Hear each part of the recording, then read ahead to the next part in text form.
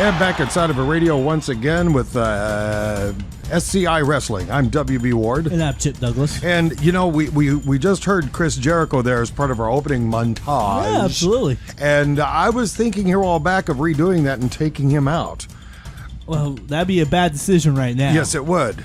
So I'm glad he's there. I just hope he refers to himself as the Ayatollah of rock and rolla again sometime soon, at least to make it more. We might have to put a new line in there or something. Yeah, one of these days we're going to have to clean that up. Well, not necessarily clean it up. You know, I've actually thought about this past week of just redoing the whole theme, the whole opening theme. Well, that's a possibility. It's been a year. Yeah. I mean, how often?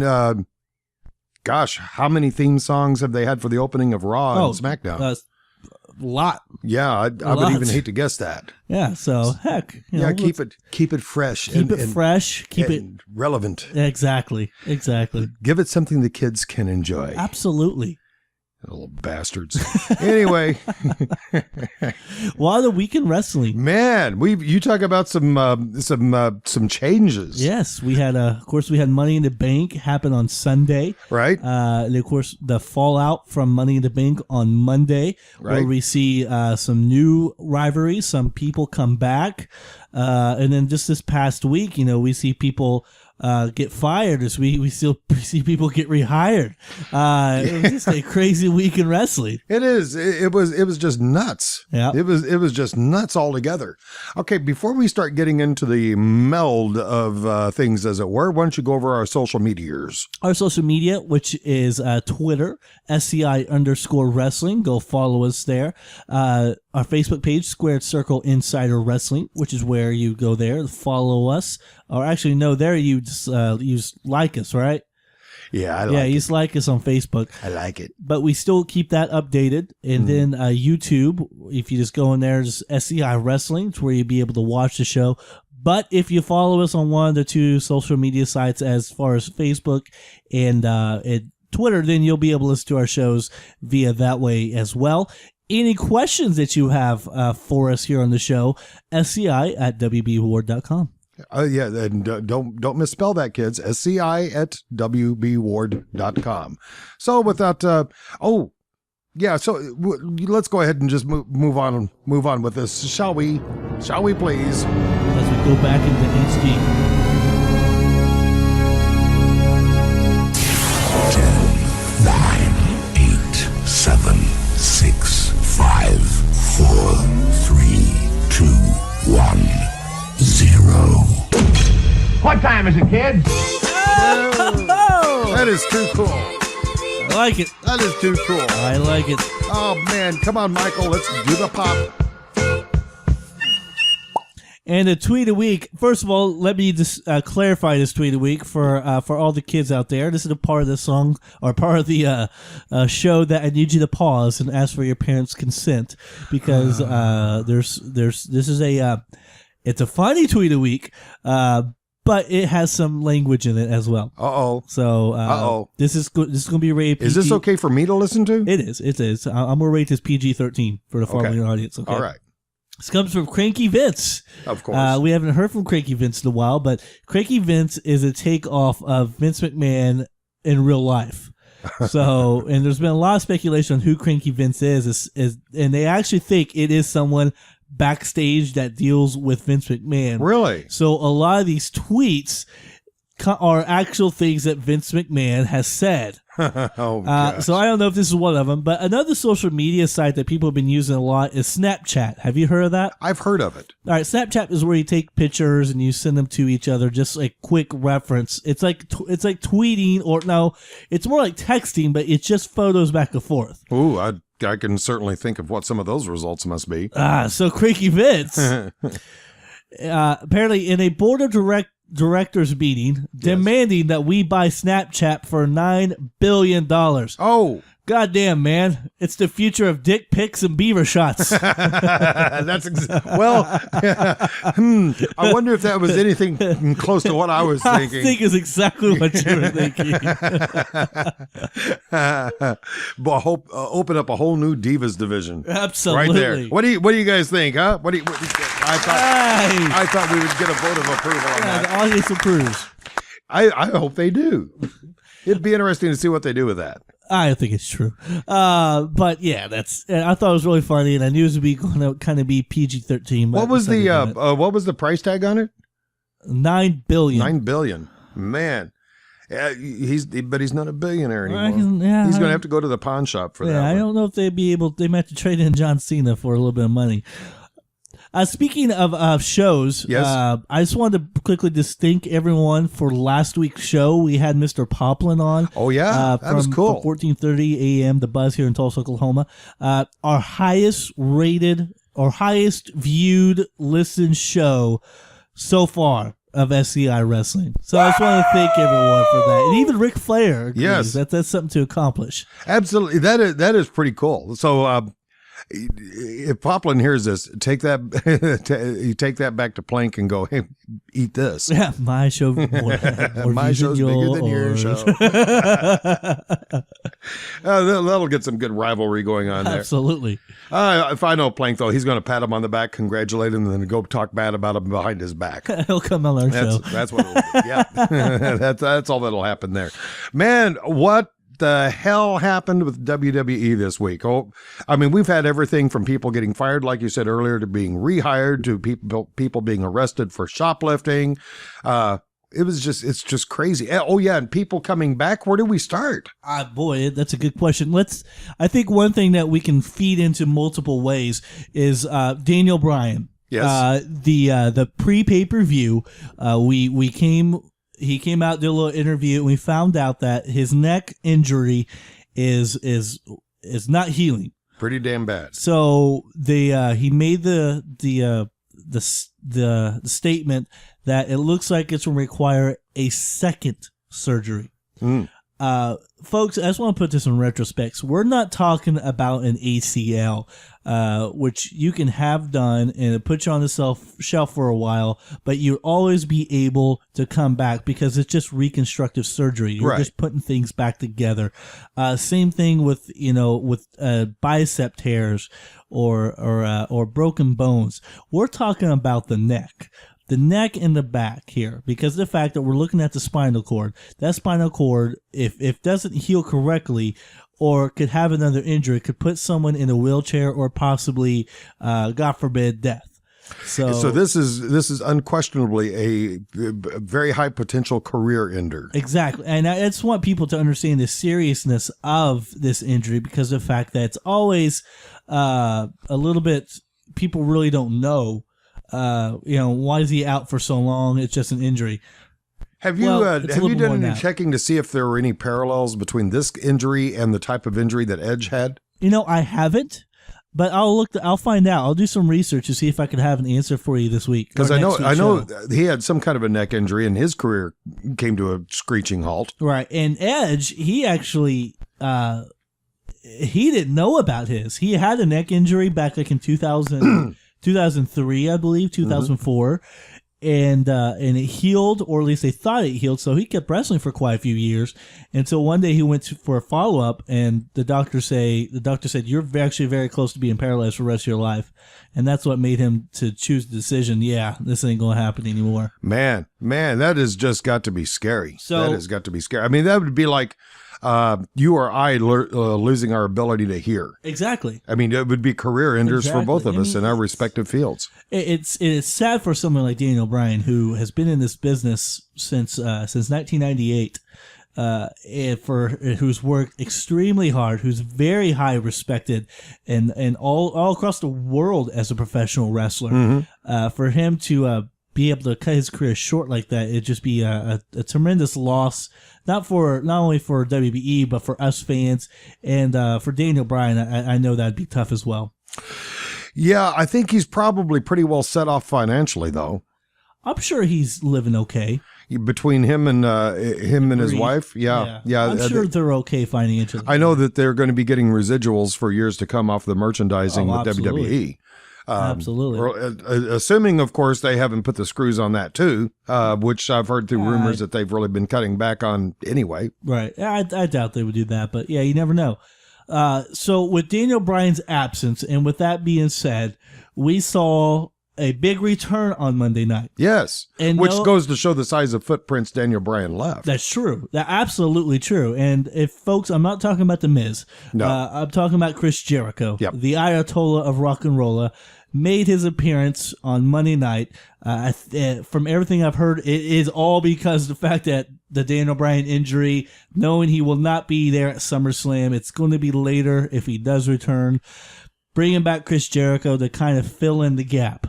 And, the way they did this return was, at least from what I could tell, was a little different than the way that they've done returns in the past. Returns in the past were done in such a way that the appearance of the person back on the roster was somewhat ambiguous as to what their future was. This one, however, it was a pretty clear-cut, a clear-cut decision that he's coming back as a face. Oh, yeah. And there's just no question about that. Thanks to the Wyatts and the way that they gave him his welcoming party into the ring. Yep.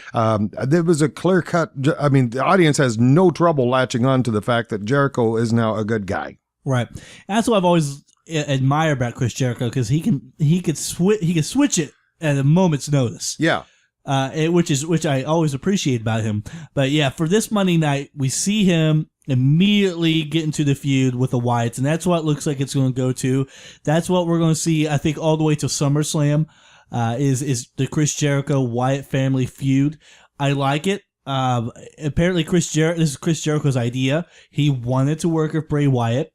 He really thinks that Bray Wyatt's on to something, and he really wants to give him a good rub. So that's I'm really excited to see that program fall into place. One thing I'm kind of curious about, because I know they really kept this Chris Jericho return under very, very tight wraps. I don't recall even seeing any mentions about it on the internet leading up into this, and usually things like this leak through worse than my old car did. Yeah. And this was kept pretty quiet. Yeah. I wonder how much notice the Wyatts had that they were going to be doing what they were doing. My guess is I bet they were told just before airtime, or possibly even after the show got started, because his appearance didn't occur until I think it was the second hour. Yeah. So that would have given them a good hour or so to kind of work out the logistics of what they were going to do in the ring. So I wonder just how close to that actual event the Wyatts were even informed that Jericho was even going to be there. That's always hard to tell, because negotiations between Chris Jericho, WWE, we haven't heard anything about it. We always knew he was in contract with WWE. We just thought that he was kind of on hiatus. Yeah. And we would not be seeing him till possibly WrestleMania, in my opinion, or maybe a special Royal Rumble entrant. But him coming back this early, who knows? Yeah. It could have been that the same day.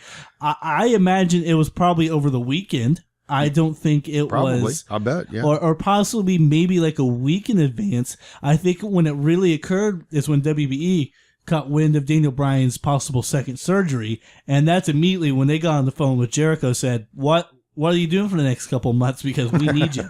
As soon as they got that confirmation, I think that's when the Wyatts found out that, hey, guess what you're going to be doing this summer. Now, don't count the Miz out of the picture, though, completely. Granted, he was the under character of the storyline on Monday night. However, come SmackDown, Miz came back and confronted Jericho, saying that, hey, I could have helped you out more, but you pretty much blew that chance right there. Of course, Chris Jericho cut him short in the ring once Miz got down there. But I think we are seeing the beginnings of a possible, at least minor push on Miz coming back into the ring, because Chris Jericho, being talented that he is, you're not going to get any argument out of me on that. He is only, however, one man, and they're needing more than just one man to fill these shoes because of all the different story angles that Bryan was pretty much engaged in at the time. So I think they're going to need somebody like a good undercard like The Miz, somebody who at least has the potential of being able to do that successfully. So don't count him out of the picture completely. I don't think he was just a slap face guy just for a couple of appearances to bring on Jericho. I think he may be back to stay for a little bit longer. And I think with The Miz, I think he fits in kind of like Jericho has done for Daniel Bryan, filling in for that injury. Looks like The Miz might be filling in for maybe Bad News Barrett. That could be. That very well could be. He's going to be out for a little bit here. The only comeback that really disappointed me on Monday night, though, was the Great Khali. I remember sitting here thinking, why? Did that happen on Raw? Well, wait a minute. That may not have happened until SmackDown. Okay. But Kelly, in fact, did make a reappearance this week, albeit it was pretty short. Congratulations for him. But again, why? Why? And I can't figure that out. See, I thought you were going to bring up the third return that happened on Monday. Yeah, I just wanted to get him out of the way. Okay. I'll let you go ahead and bring that up. AJ Lee. Yeah. AJ Lee. So the rumors of her being pregnant are not true, apparently. Yeah. Because she's still able to compete in the ring. At least for the time being. For the time being. So she came back, regained her title from Paige. I think Paige has done very well, to be truthfully honest. So I actually see this being some kind of rivalry that could work. Between AJ and Paige. I was really pleasantly surprised in AJ's performance, with the exception of her signature move, which I've never liked. Her overall performance in the ring actually was pretty impressive. I was pleasantly surprised with that. I just don't like that, what do they call it, the Black Widow? Yeah, the Black Widow move. Yeah. That's just, it just takes forever to get into the move. Okay, I'm going to put my arm here, and I want you to move your leg over here. And it's just, wow. But with that exception, I thought it was a really great showing. Now, of course, always with AJ Lee returning. Yes. You still never know. I know. And, I have really mixed ideas about that. On one hand, excuse me, on one hand, I'm thinking, gosh, could CM Punk be far behind this? She'll be on the road. She will. I wonder if Punk was backstage. From what I've heard, he was not. Okay. Well, he was watching. Yeah, oh yeah. And I wonder if this is going to be enough to fire back up the desire for him to come back. That's what I'm thinking. Seeing her in the ring, having her on the road, it'd be hard to believe. And let's put this into our type of situation. We're musicians. Yes. We've both toured as musicians. Yes. And if we had a significant other that was also part of a touring band and she went back on tour, come on. We would have the itch to go back ourselves. Yeah, I would see that, at least with myself as with you being the case. The only thing we have to be very careful here is the fact of AJ returning really on the surface means absolutely nothing in regards to CM Punk. Right. On the surface level. On the surface, yes. Because she's a completely different character. Yes. So we kind of have to be careful with that kind of supposition. It's really easy to come to the conclusion because my first inclination was exactly what the audience's was, because that. Of course, the CM Punk chants were not far behind you. You knew they were coming, and they were loud and they were very clear. Of course. But I just hope people don't jump on that too quickly and have too much expectation, because I think there's just too much disappointment involved in that if he doesn't. I agree. It's going to be quite surprised to see what happens. In the coming weeks, coming months, as soon as especially when they find out about Daniel Bryan's full injury, find out how long he actually will be out. Moving on. Yes. Because we got so much to talk about. Yes, we do. All right, so we have Money in the Bank on Sunday night. So let's just hit some of the high spots of that. I want to start with the Money in the Bank contract match first, which I don't know if you were able to catch any of the replays of it. Were you able? No. Okay.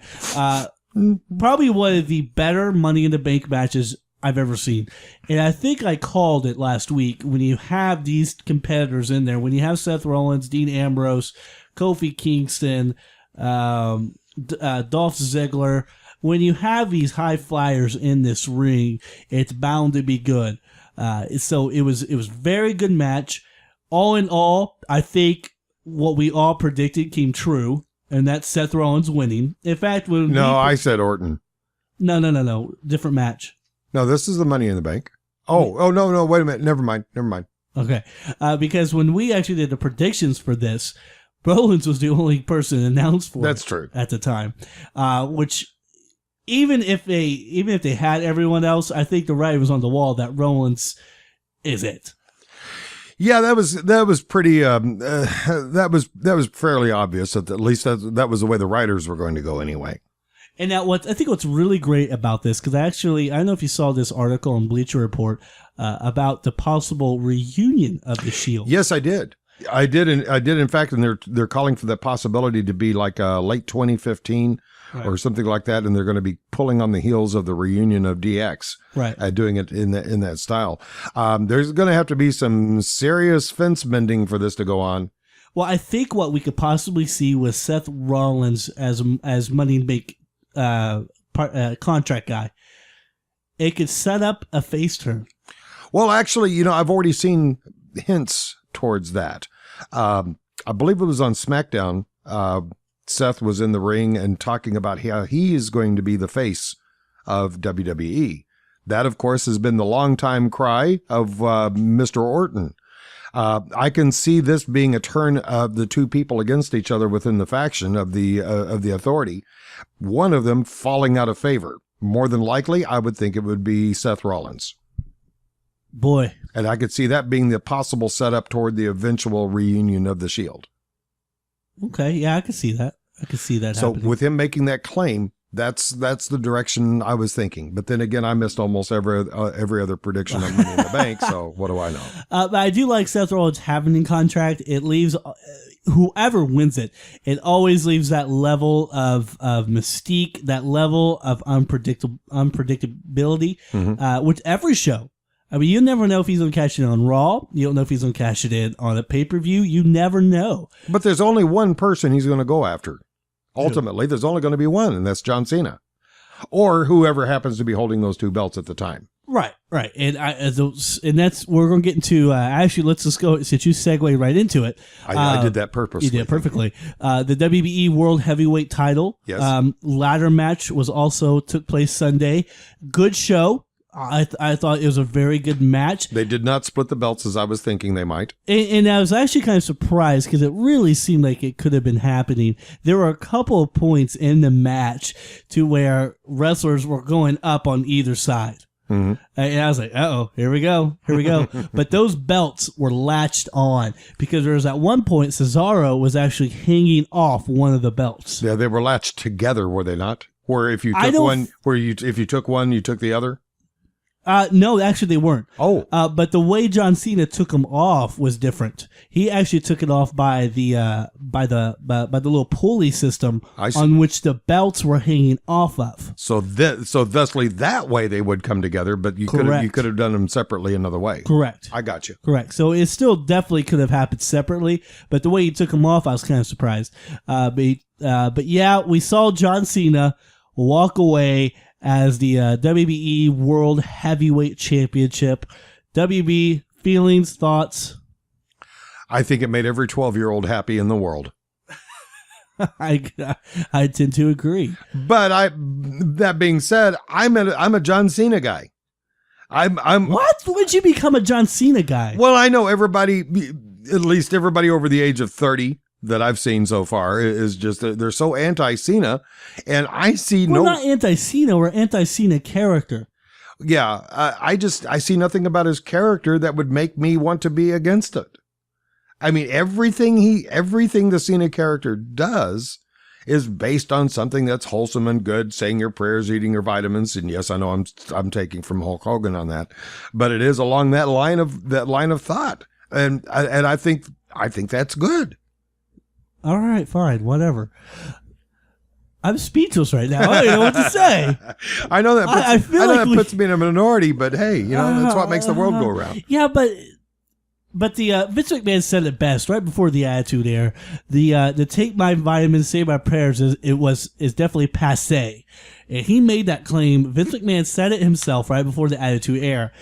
And I know the John Cena coming back after the Attitude Era was to kind of redevelop the childhood or the kids to watch. And so John Cena was that face.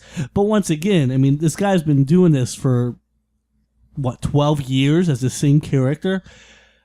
We're sick of it. Characters develop, characters change, and we still do not see his character change. It's still the same thing over and over. Do you think eventually he will go heel? No. I know we were talking about that for an awful long time. We talked about it an awful long time, and I still think... What has changed now to make you think that he won't? Revenue. Well, yeah. I mean, they would have some serious problems if they were to turn him heel. I think if they saw a loss in his merchandise, that would be the only way they consider it.